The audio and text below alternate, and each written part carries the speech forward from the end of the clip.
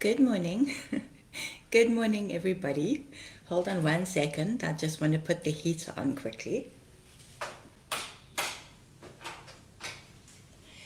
Okay, because it's very cold in my little nook here. Very, very chilly. So I think I need to start saying that my Monday, Wednesday, and Friday lives start at 7:15 because I seem to be getting being properly late almost every single day, which is just yes, a little bit concerning. But in my own defense, um, I wasn't very well this weekend. It was absolutely bonjour, Brigitte. Welcome, my darling. So lovely to see you. And such a testimony that beautiful Brigitte has bought her bus ticket. So she will definitely be coming to the event on the 10th of August. Good morning, amazing Anthea. Welcome, courageous Claudia, and all the people from Morocco. Good morning, wonderful Wendy. So good to have you on the live this morning. Good morning, joyful Jolene and nurturing Nolene. Welcome, welcome, welcome, everybody. Apologies to all those of you who have patiently been waiting since 7 o'clock for me to go on. Good morning, famous Chantel. Welcome, my angel. And just so good to see you all. The weekends feel very long, I must say, sometimes. Good morning, significant Sylvia. Welcome, my darling. So yes, welcome to Activate Her with me, Sally Goodwin, to this week's episode of Start Your Week with Sally. And significant Sonia, welcome. Good morning, heroic Hilda, radiant Roz, jubilant Jen, welcome, welcome. And lovely Lindy, so good to see you. And to this church without walls, this family, this community, these wonderful people who love and support each other. Courageous Corrine, welcome, my darling. So good to see you all this morning. So yes, I on Friday, was it on Friday, after the live on Friday, I had a bit of a sore throat and a little bit of a good morning, magnificent Michelle. And just so I felt like I was coming down with a bit of a cold. So I spent, good morning, my beautiful Brenda friend. So good to start my week with you. So I actually just, and of course, in the house is Joyful Jackie. Welcome, my darling. Tishka, my terrific Tishka friend, I hope you're feeling better, my lovely. Just prayers for Tishka's family who are having, it's winter and flu-y things and all that kind of thing. And also, please, our community, I was just talking about this wonderful community, this wonderful church without walls. If we could also just, good morning, lovely Lydia, lovely Lydia, lovely Lydia.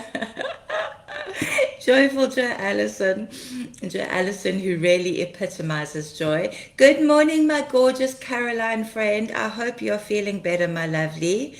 If we could just keep Caroline in our prayers, please.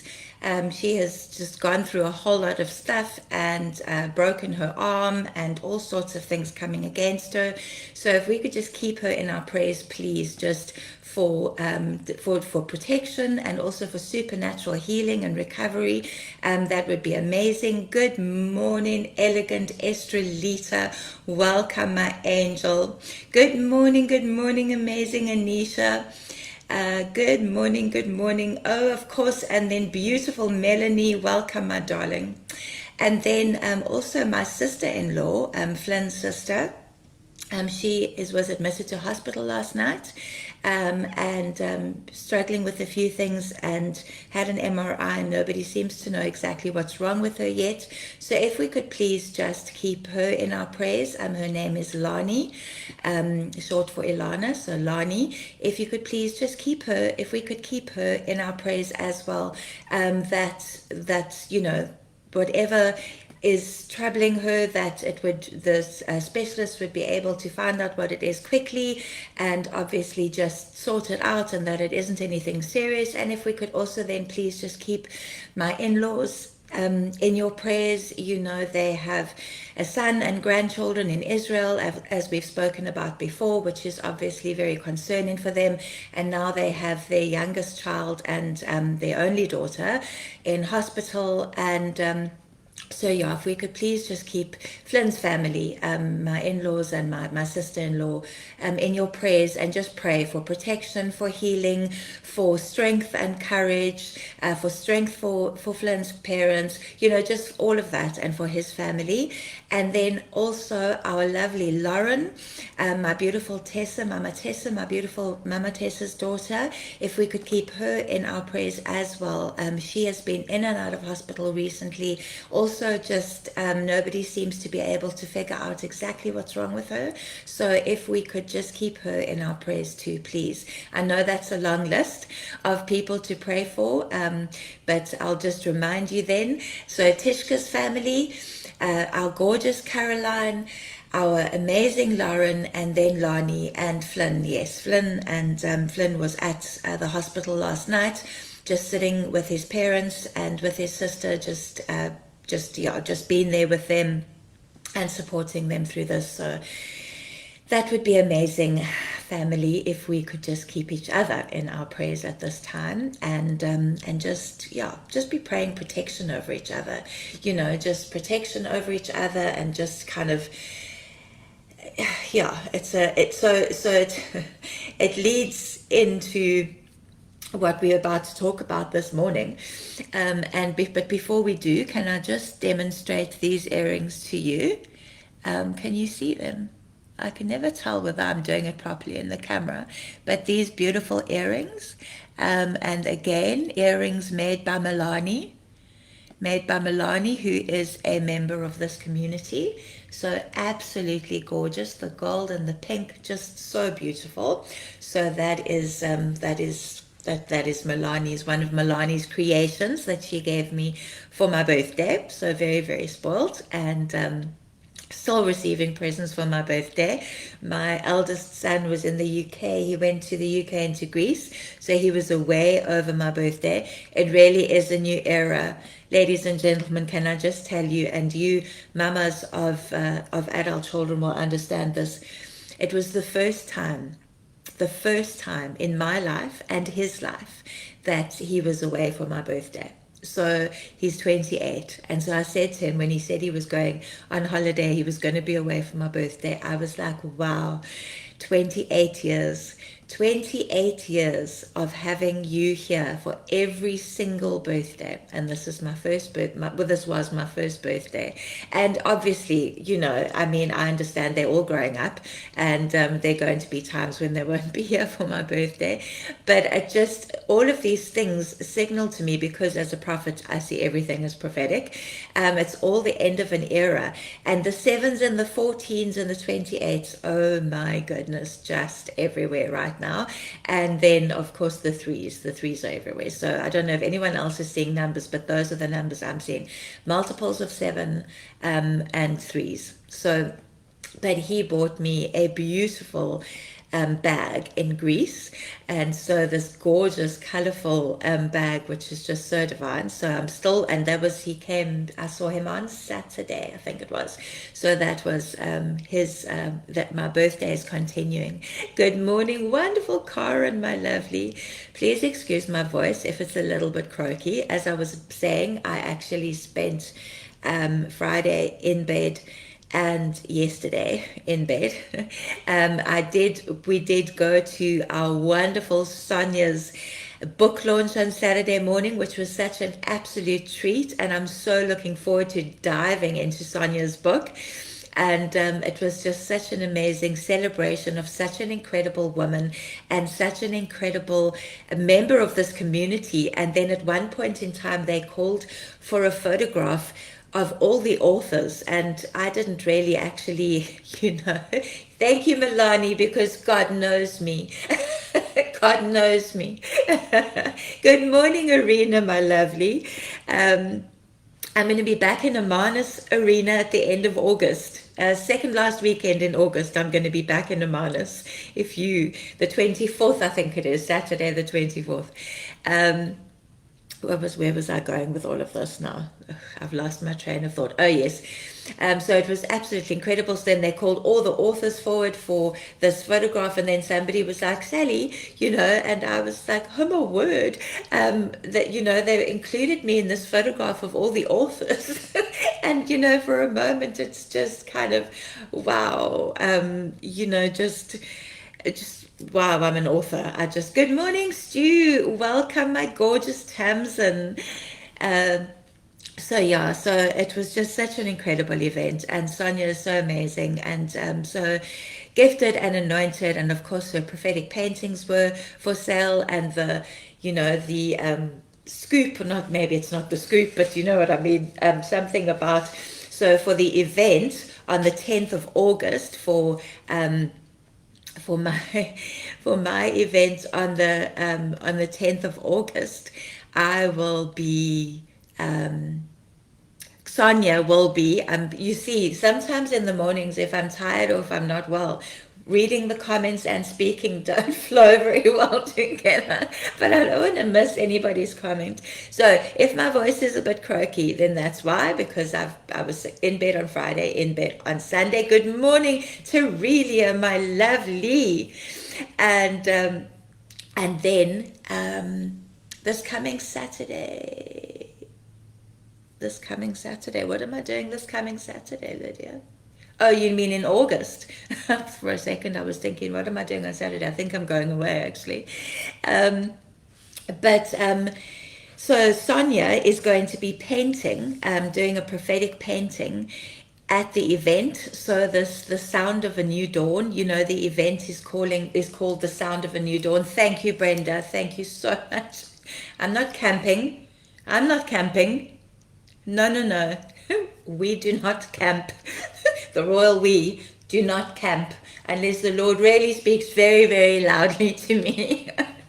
On the 10th of August, Sonia is going to be doing prophetic painting. She's going to be painting during the event on the 10th of August. So for the Sound of a New Dawn. And do you know, ladies and gentlemen, I am so excited about this Sound of a New Dawn, and I want to encourage you, because we feel that good morning, Radiant Renil, where my gorgeous Karen friend, who has just come back from Zambia and has the most incredible testimonies from what God did in Zambia, the most incredible testimonies. Yes.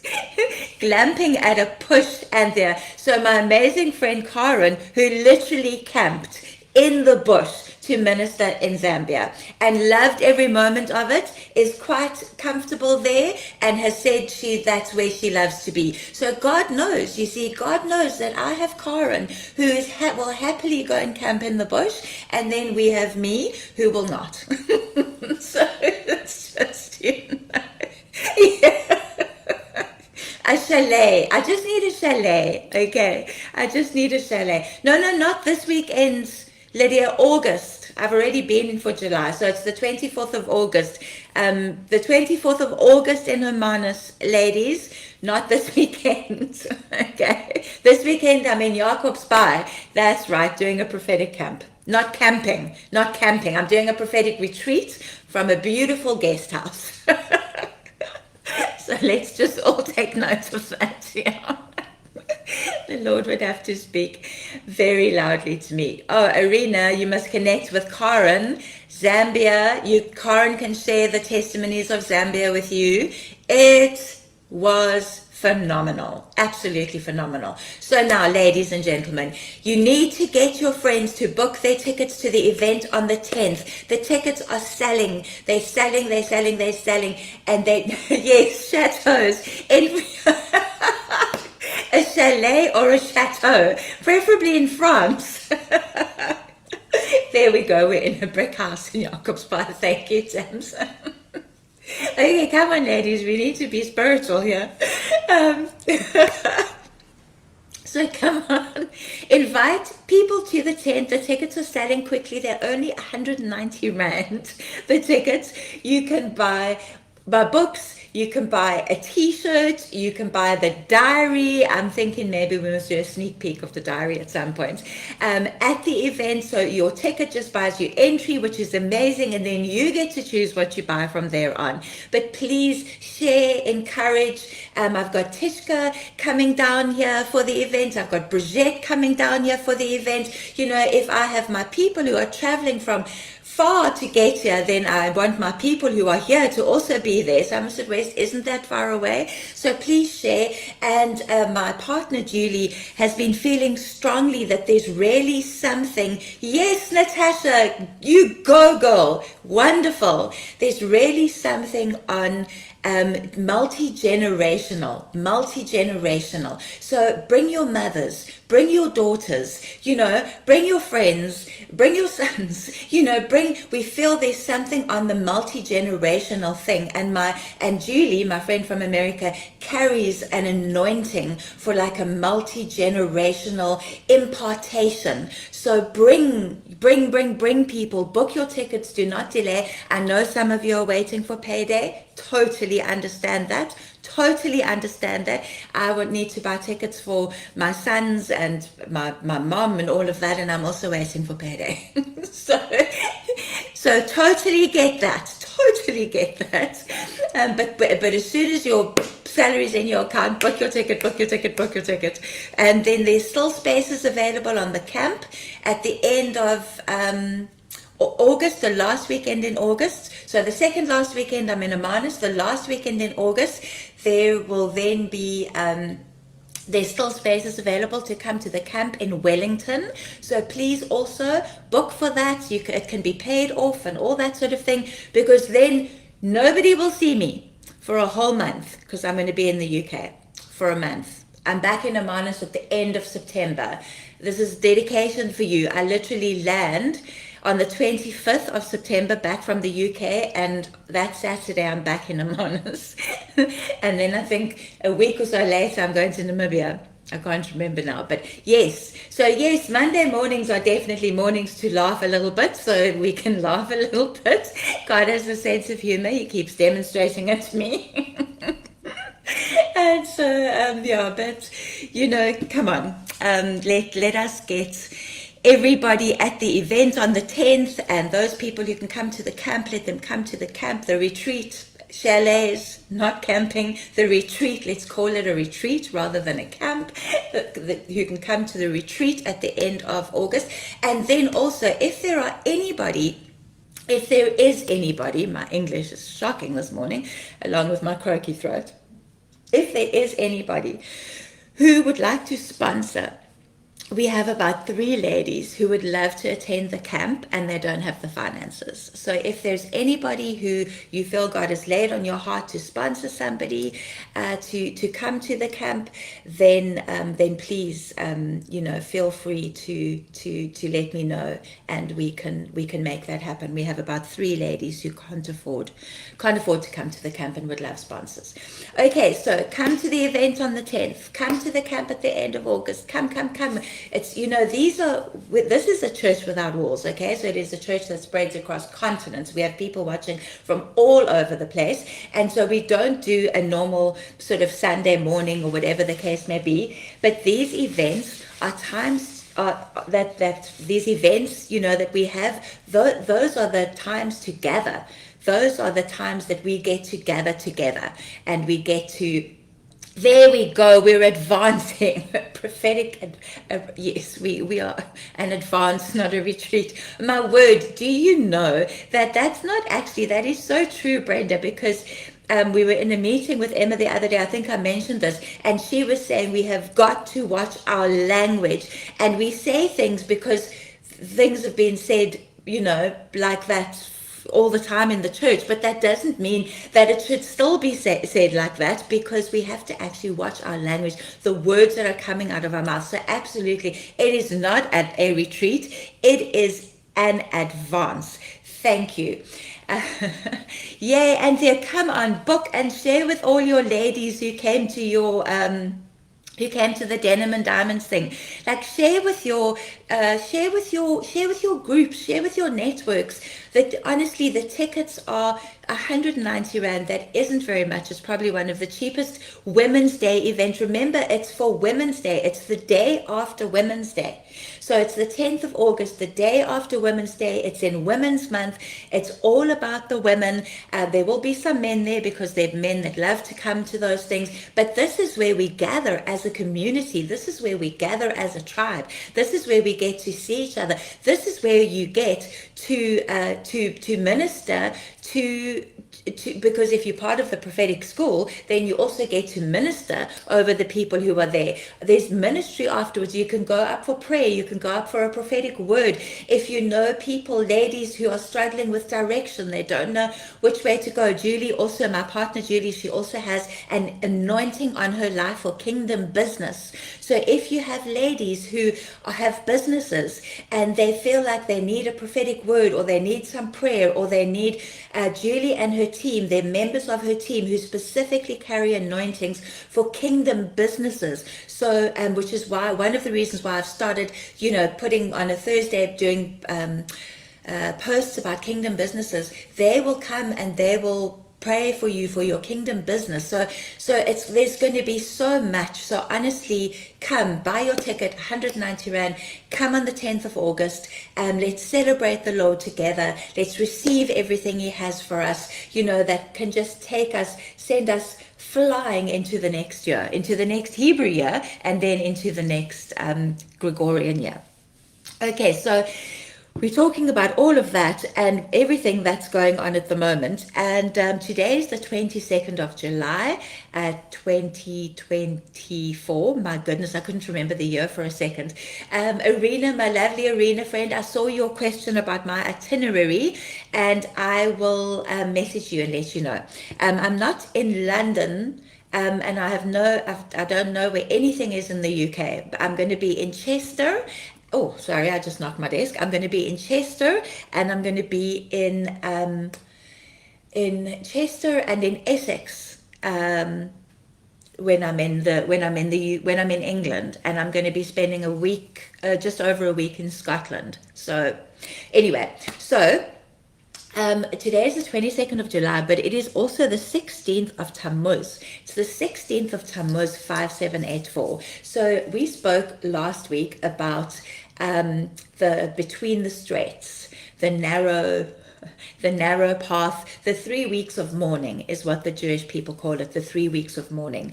And that starts on the 17th of Tammuz, which is tomorrow, but it obviously starts from sunset this evening. And what we often find, and so I wanted to just explain something. There's no need to be kind of, oh my goodness, we're entering this between the straits, we're entering this 3 weeks of mourning, and it's mourning, M-O-U-R, not morning as in morning, afternoon, evening. So just in case, just so that you understand that it's not 3 weeks of mourning, although we could make it, because we are awakening the dawn, it could be 3 weeks of mourning. Good morning, special Sinette. So it's not that we say, okay, well, now you are just going to go through like this terrible 3 weeks and all that kind of thing. That's not it at all. The thing about this, beautiful Bertha, welcome. The thing about this 3 weeks of sorrow is what the Jewish people call it, 3 weeks of sorrow, or it's called between the straits. The thing about it is it's part of the Hebrew calendar. It's part of something that the Jewish people commemorate, because on the 17th of Tammuz, they built the golden calf. So on the 17th of Tammuz, Moses came down the mountain with the tablets, with God's law written on the tablets, and saw that they had built the golden calf and threw the tablets on the ground. And, that was that. And he had to go back and get more, etc. And then on the 9th of Av, not in the same year, obviously, years later, on the 9th of Av was the time when the spies had came back from the Canaan, and only Joshua and Caleb felt that the Israelites could take Canaan, and the 10 spies chose fear over faith. So from the 17th of Tammuz to the 9th of Av, the Jewish people commemorate 3 weeks of sorrow, because on the 17th of Tammuz, their ancestors built the golden calf, and then on the 9th of Av, they chose fear over faith. They chose not to believe and rely on a God who had gotten them so far, but they rather chose to be fearful of the people living in the land of Canaan. And they were like, we are like grasshoppers in their sight, etc., etc. There be giants in that land, And often when we look at our promised land, there be giants there. But we know that with God, God has given us a promised land to conquer, so that others can follow us into that promised land. And that is point of our promised land is never just for us. Our promised land is for all those who come behind us as well. So our promised land is we move ahead, we pioneer, we are forerunners, we conquer our promised land, and then we make a way for others to come behind us and conquer. And ask others to come behind us, who don't have to then conquer. They just get to enjoy the fruits, but they obviously will have fights of their own. So that this is the 3 weeks of sorrow, and over the years it has become known as between the straits. If you go between the straits, and it has also become known as a season of birthing, because so when a woman is pregnant, you are pregnant for a period of time, but eventually the time comes when the baby has to actually be birthed, and that is not easy. It is difficult, and this child has to squeeze through a very small channel and come out the other end, and that is not easy. That is difficult. It is probably the most difficult part of the pregnancy. In fact, it is the most difficult part of the pregnancy, but I'm thinking of just constant sickness and stuff like that. That's also quite hard, but it is often the most difficult part of the pregnancy. The point about acknowledging this 3 weeks is acknowledging its prophetic symbolism on the Hebrew calendar. So we don't look ahead to these 3 weeks and think to ourselves, oh my goodness, the next 3 weeks are going to be terrible. No, it's not that. What we do recognize is that prophetically, symbolically, that is what is on the Hebrew calendar. And often what we recognize when we look at that is we think, wow, yes, you know what, I have actually been feeling a little bit squeezed. I have been feeling a little bit kind of like I'm being crushed. And we are being crushed continually, ladies and gentlemen. Can we just acknowledge that? Because we have to die to our flesh. Our flesh has got to die so that we can be all that Jesus has called us to be. And your flesh does not just die on its own. It does not want to die. Your flesh wants to live. And so we crucify our flesh, and the way our flesh gets crucified, because Jesus was crucified and our flesh is crucified in a similar way, we get crushed. There is a crushing, there is a squeezing, there is a pressing that is not the enemy. It's not spiritual warfare. It's not anything like that. It's things that God allows to take place in your life to build your character, to squeeze out your oil, to get you into a space where your flesh is dying and being crucified and you are living only for Him. Thank you so much, beautiful Bertha. Please love and share. So, and that, so prophetically, when we look at something like this between the straits, and we look at something like this, the 3 weeks of sorrow that the Jewish people commemorate, it is something where we get reminded what the crushing is about, where we get reminded that when we do feel like we squeezed in, when we do feel like we can't go backwards but we can't go forwards, there's no we can't go back to where we were but we can't go forward either. When we do feel like that, it's a reminder that to say to the Lord, is this you, Lord? Is this part of the crushing? Is this something I need to be standing against, or is this something I need to be embracing? And we need to be able to discern the difference between those things. Is this something that I need to be standing against, or is this something that I need to be embracing because it is from you, or you're allowing it to happen? It might not be from God, but He's allowing it to happen in order to form your character, in order to squeeze out that oil, in order to get you to that place where you become His glory carrier, where you become someone who oozes Jesus wherever you go, where you become someone where people look at you and they see Jesus in you, because you have allowed yourself to be crucified and resurrected along with Christ, as it says in the scriptures, but not in exactly the same way that Jesus was, but your flesh is being crucified. And so this is a time in the Hebrew calendar where we get to remember that, but where we also get to pay attention to the birthing analogy. We get to pay attention to the birthing analogy that we often have these things that God has placed inside of us, these callings, these mandates, these assignments, these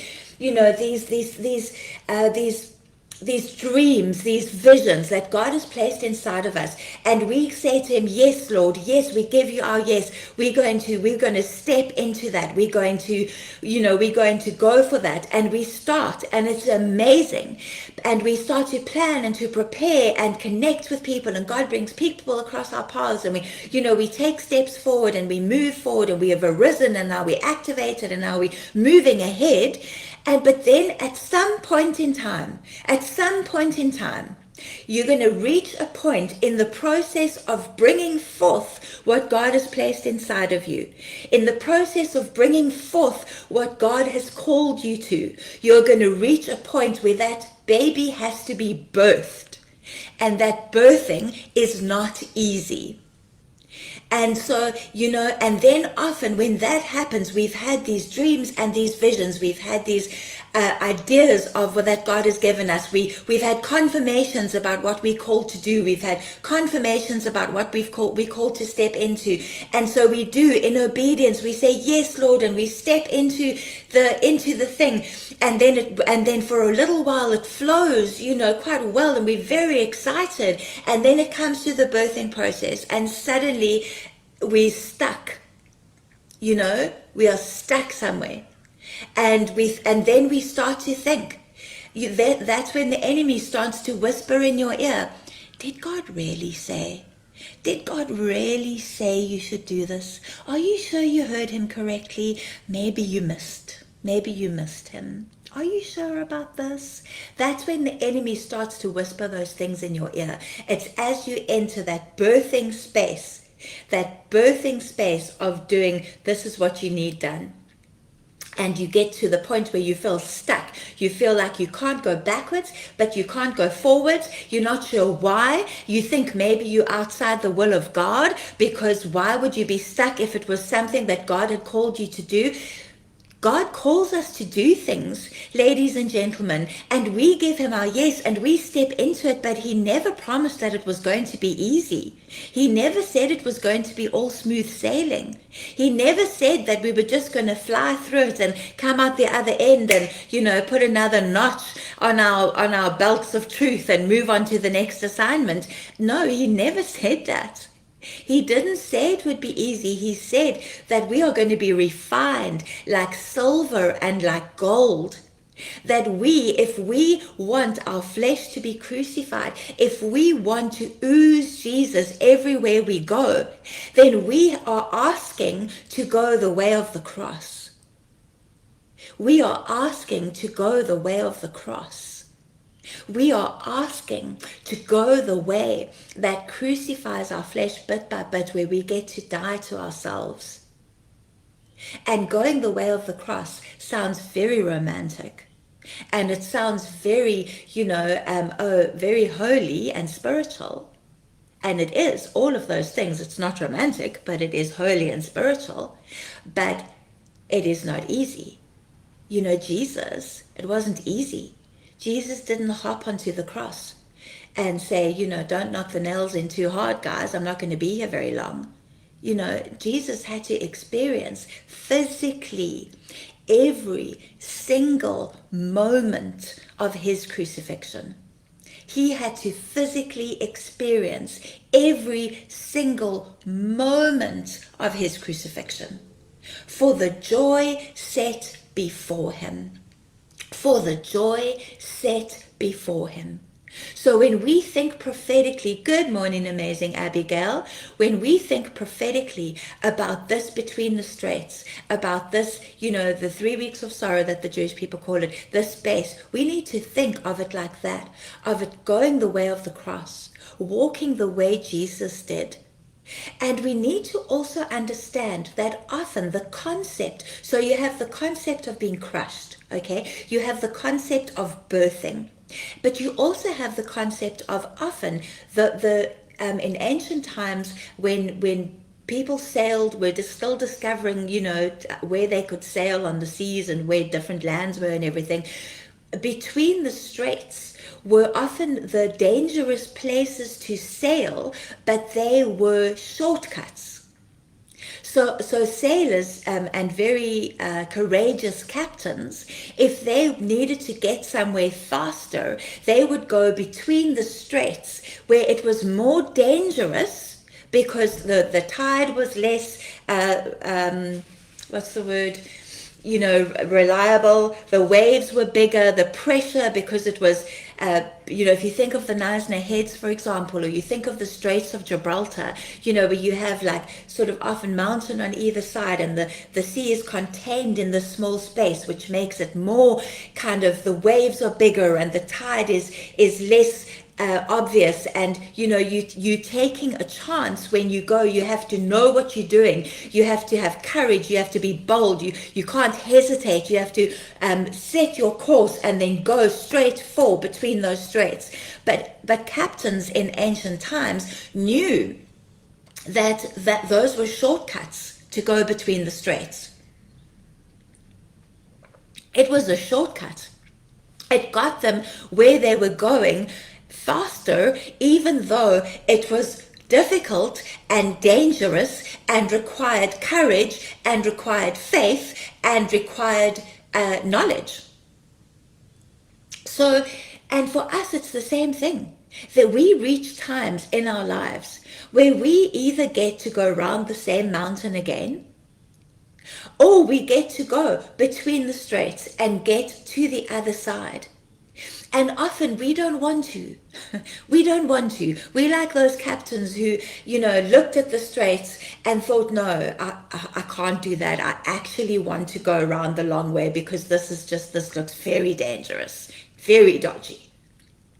We don't want to do that. We know that it's going to take all of us. We know that it's going to take everything we have. We know that it's going to take all of our courage, Strepsil for the croaky throat. It's going to take all of our courage, all of our strength, all of our faith to actually get to the other side. And so we say to the Lord, no, we don't want to. We don't want to go the shortcuts. And then a moment later, we're saying to the Lord, oh my word, I'm going around the same mountain now. I am mixing metaphors here and mixing analogies hugely around the mountain and on the sea, and I'm using seas and mountains and all sorts of things. Excuse the mixed metaphors. But do you understand what I'm saying? That the only way to birth a baby is to actually birth it. There's no going back. Once the baby is ready to be birthed, there's no going back. You can't say, you know what, I've changed my mind. Put it back. You can't do that. And similarly, those captains of old, when they aimed their ships between the straits and they had made that decision and they set off, they couldn't change course. They couldn't get halfway between the straits and then decide, no, they actually want to turn around and go back. There was no going back. Once you'd set your course, made your decision, got your crew ready, and set off, there was no going back from that. You either came out the other side or you didn't. But sometimes, just as we start to go through, we think, no, I can't. And then we need to look, what is it about our flesh? What part of us do we not want to die? What part of us are we holding on to? Where or what are we not wanting to be crushed or pressed? What is it that makes us hold back? Because if we are scared, if we have fear, so if we entering this very rough, very narrow channel that we have to go through, and we saying, no, Lord, we don't want to, what is it that is holding us back? Because it can only be fear. It can only be fear. Okay? You can call it as many different names as you want to, but it can only be fear. But what are you afraid of? What are you afraid of? And it comes down to pretty normal things. We're afraid of what people will say. We're afraid of what people will think. We're afraid that it won't work and then we'll look like a failure. We're afraid of rocking the boat. We're afraid of upsetting people. We're afraid of losing. We know that there are things that we hold on to and things that we, kind of keep close to us, and we're afraid of losing those things. Remember, on the 17th of Tammuz, the Israelites had built the golden calf because Moses had not come back down the mountain in the time that they had allocated him to come down the mountain. In the time it took him to get down, they built the golden calf. Why? Because they said, and you can go and read the story, they said, let the golden calf will lead us through the desert. Really? An inanimate object? But how many things do we have that we put in place of God? What things do you rely on in place of God? We all have some things. We're only human. We are only human. But we all have things that we rely on instead of only relying on God. We all have things that we have faith in instead of only having faith in God. And that going between the straits, that going through that birthing tunnel, that taking that narrow way, that shakes off the things that you are putting between you and God, the things you turn to before you turn to God, the things you have faith in. The things you have faith in. And this is why it is easier for, how am I going to say this now? It is easier for the poor and the needy to have faith in God because they have nothing else to have faith in. It is easier for the poor and the needy to have faith in God because they have nothing else to have faith in. If you think of the poor and the needy in our country, in our nation, they don't have faith in the government. They don't have faith in who the only person that they know will not let them down and is there for them is God. But if you think of people who are more affluent, who have more, possess more, then they have faith in their finances. They have faith in their stocks and shares. They have faith in their, big corporate jobs with their big corporate salaries. They have faith in their, they don't need to have faith in God because they have a whole lot of other things they can have faith in. They don't need to rely on God because they have all the things to rely on. Until you say yes to going through that narrow space and God starts to show you the things that you have faith in that are not Him. And then He starts to deal with those things and He starts to squeeze them out of you and He starts to shake things and He starts to shake you and he starts to shake the things that you have had faith in. And you don't even realize that you have faith in those things until God starts to shake them. And that shaking and shifting happens in the narrow place. It happens between the straits. It happens in the birthing canal. But when you come out the other side, you come out into the fullness of the glory of God. You come out into everything that God has for you. And it's not the only time you'll go between the straits, just in case anybody was thinking that you just have to go through the once and then you one and done, No. As you journey with the Lord through your life, there will be many times that you will go through something like that. And each time you do, different things will be shaken off you. Many of us have been through the narrow space where God has pruned relationships, removed friendships, changed communities. And we have felt like we are isolated, like we are alone, like there is nobody who cares about us, like nobody who supports us. We just aren't the people that we were on the same page as previously. We're just not on the same page as them anymore. And we feel like we're losing our minds. Are we going insane? If I'm losing all these friendships and all these relationships, it must be me. There must be something wrong with me. But we push on because we know that God is there and he is a friend who is closer than a brother. We push on, we push through, and then we come out into the wide open space, and there's our tribe. There's our tribe on the other side. There's our tribe waiting for us. But if we hadn't said yes, if we hadn't allowed God to shake off those relationships, those incorrect alignments, those places of incorrect connection, and remember that doesn't mean it was always incorrect. You were aligned a specific way for a season. You had friends and relationships in your life that were there for a season. They weren't wrong. They were seasonal. But now where you're going, because you've said yes and you're going between the straits, you can't all fit through that little narrow way, and you have to leave some people behind because they can't go where you're going. They can't go where you're going.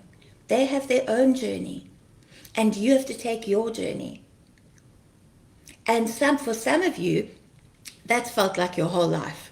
That you've been going between the straits. That's literally felt like your whole life. And you've just felt like your whole life, like you've never fitted in. And, you've had friendships and relationships, but they haven't worked out very well, or whatever the case may be. But you keep pushing through. And suddenly you come out the other side, and there's your tribe. There's your tribe. There they are, just waiting for you. And that is going to become more and more apparent to people, and particularly as we continue to journey through this world in chaos, and as God raises up a remnant on fire for him around the world, as God raises up this army of women who have thrown caution to the winds, who have lost, who have grieved, who have sorrowed, who have been shaken, who have walked through the deserts, walked through the valleys, walked through the hard times, have been crushed and pressed and squeezed, and done everything has been done to them that you could possibly ever even begin to imagine. And now God is raising up that army of women, and they are meeting each other. And they are finding their tribe. And as God raises up this remnant, as God raises up this army of women, we are going to all find our tribes. And we're going to find our tribe. And then our tribe is going to expand to include the other people who've also been looking for their tribe. But it will be the people who have given God an unequivocal yes. It will be the people who have said, take all of me, Lord, and meant it. It will be the people who have sung that song, I surrender all, and meant it. It will be the people who die daily to themselves, who die daily to themselves, because they know that they want to be able to ooze Jesus wherever they go.